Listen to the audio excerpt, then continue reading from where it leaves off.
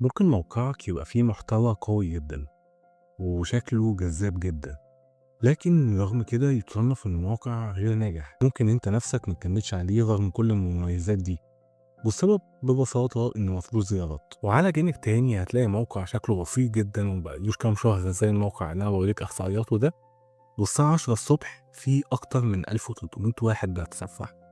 آخر نُص ساعة بس دخلوا 250 شخص، والساعة 10:00 يوم الجمعة.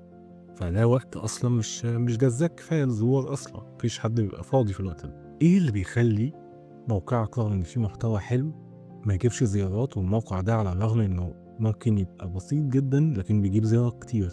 ببساطة لإن عارف الناس بتبحث عن إيه في الوقت الحالي، والموضوع مش سر، هو موضوع بسيط جدًا.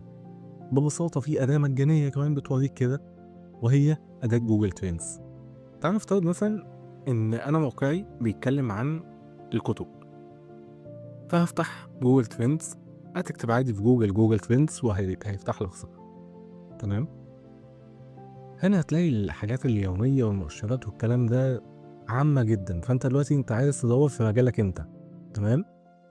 ليكن مثلا احنا الموقع بيتكلم عن الكتب، هكتب هنا كلمة كتاب فهيفتح لي الصفحة دي.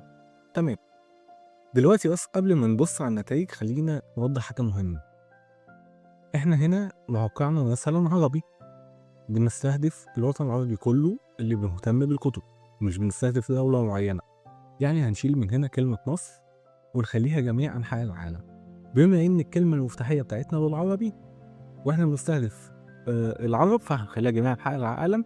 مش هتفرق كتير لأنها بيجيب لك نتائج العربية بس برضه.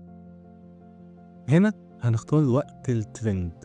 وقت الترند عندنا آخر ساعة، آخر 4 ساعات، آخر 7 أيام. دول المهمين بالنسبة لنا، أقدم من كده مش هيبقى مفيد قوي بالنسبة لنا. فمثلا هنخش على آخر 7 أيام، وخلي بالك إن آخر 7 أيام هي الأهم فيهم، لأنها بتطلع لك النتائج اللي فضلت ترند لمدة 7 أيام. تمام.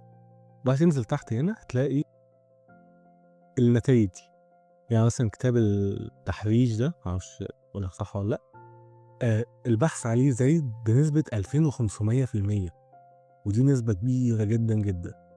هنا كتاب حالات نادرة، كتاب الفراولة، كل ده هتبقى إيه، كتب ممكن تنزلها وتستفيد منها. تمام. طيب هنخش على آخر يوم، آخر 24 ساعة يعني. هتلاقي هنا النتايج، هتلاقي الكتب دي وزادت بنسبة قد إيه آخر 24 ساعة. يعني ده مثلا 4200، هنا ارتفاع هائل أكبر من 4200 بكتير. فاهمني؟ فدي نسبة قوية جدا. 4200 دي مش عدد الزيارات، دي نسبة الزيادة، النسبة المئوية. وهنا كمان هيوريك إيه أكتر الدول اللي بتبحث عن كلمة كتاب آخر 24 ساعة. تمام؟ مصر، السودان، اليمن، ليبيا، العراق. ماشي. يعني عايز مثلا كتاب معين تشوف هو ال الزيادة القوية فيه من أنهي بلد. يعني مثلا إيه، كتاب إن ربي لطيف مثلا، هتلاقي تونس هي السبب في الزيادة دي. يعني هو الكتاب طلع بشكل مفاجئ في تونس. تمام. هندوس على آخر 4 ساعات، هتلاقي إيه، نفس الحاجة، يعني مفيش حاجة جديدة. آخر ساعة، وهكذا. يعني أنت طول الوقت عندك أفكار جديدة لمقالات ممكن تكتبها على موقعك عليها بحث دلوقتي. تمام. وخلي بالك في حاجة مهمة جدا، النتائج دي كلها مش للمواقع بس. انت ممكن تبحث هنا على اليوتيوب، تشوف الناس بتبحث في اليوتيوب عن كتاب ايه اخر 7 ايام. لكن خلينا في المواقع دلوقتي، هي المهمة بالنسبة لنا. تمام. دلوقتي طيب انا دلوقتي بقول لك لو موقعك بيستهدف الوطن العربي كله هتعمل كده. طيب انت دلوقتي لو عايز تستهدف الدول الغنية بس هتعمل ايه؟ دول غنية طبعا في الوطن العربي اللي هي دول الخليج. تكتب مثلا الكويت، عم ينزل كان ليها اليوم الماضي، هتلاقي وكالات الترند اليوم الماضي اللي هي 7 أيام. 7 أيام دايما أهم، ركز فيه.